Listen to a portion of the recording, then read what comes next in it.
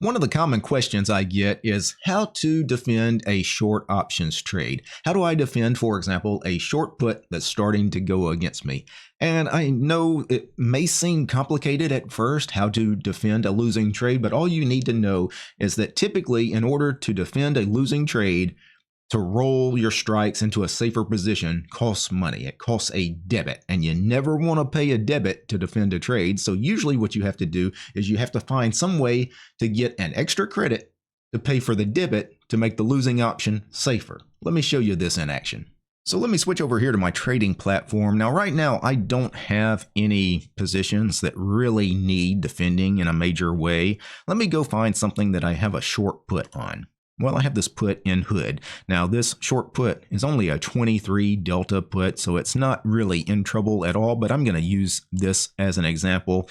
Matter of fact, I could use this as an example because when I sold this short put here in Robinhood, I bet I sold this put closer to like a 15 delta or a 12 delta, and it has gone against me a little bit, right? Hood in the last few days has been trending down, so let's imagine that I need to defend this. I want to roll this back to a safer position, maybe get it closer to the 12 delta mark. Now, I already know that doing that is going to cost me about $2, right? Because I can see that this option that I'm in, the 23 delta put at the 90 strike, is right now, its price is somewhere around $3.80. And I can see that if I wanted to get down to the 12 delta, it is only being priced around $1.80. That's a $2 difference. I would have to pay a $2 debit to roll this put, the 90 strike, down to the 80 strike. I can't pay a $2 debit. That's giving up way too much money to make that trade safer. Well, here's the thing. What you need to do is come up with a way to make up that $2 debit. What you could do in order to roll this put from this position down to this position in order to avoid paying that $2 debit, what you need to do is you need to make up for it by going and selling a call, some call that costs about $2. So if I sell this 17 delta call, you can see its price is somewhere near $2. That would finance me rolling this put down to the 80 strike, right? And then I could basically turn that short put into a strangle. That is probably the most common defense for me in this situation. Is if I got a short put that's going against me here in TASTYTRADE, what you do is you right click on the position, and the first thing I would do is roll strikes down because I need to move the put down. So I'm going to roll strikes down. I'm going to roll that put down to whatever delta that I wanted to start the position with, get it back to a more normal kind of trade. And then you can see I'm going to pay a $1.99 debit to do that. Well, let's make up that $1.99 debit by going and selling this call. And now I'm paying a $6 debit, a nothing debit. Basically, now I'm able to roll that put down at essentially no cost because I sold the call against it to help roll that put down. And that really is the trick with rolling, is you're going to have to pay a debit to make a position safer.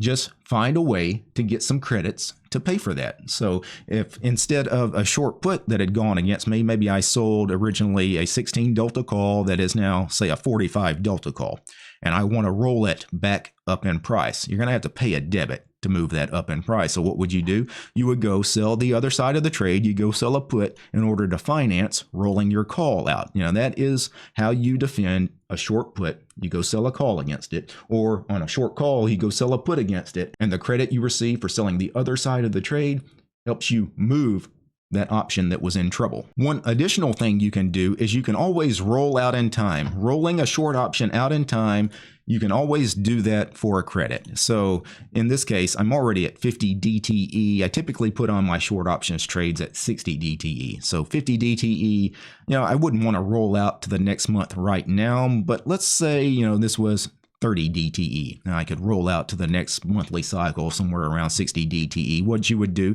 you would roll expirations. You go out to the next monthly cycle. Now in this case, I'm at 50 DTE on the trade, so I'll roll out to 85 DTE. You can see Tasty is telling me I'm going to receive $2.73 to roll that short put out to the 85-day cycle. Because I'm getting an additional 278 credit right now, what I could do, I could just spend that credit. Right? I could spend that credit to move from the 90 strike to the 80 strike at 85 DTE now. I can do that for free, and if I wanted to move even further out of the money, now I start paying a debit, but again, I can overcome the cost of the debit. In this case, I moved my short put down $20, right? I moved from the 90 strike to the 70 strike.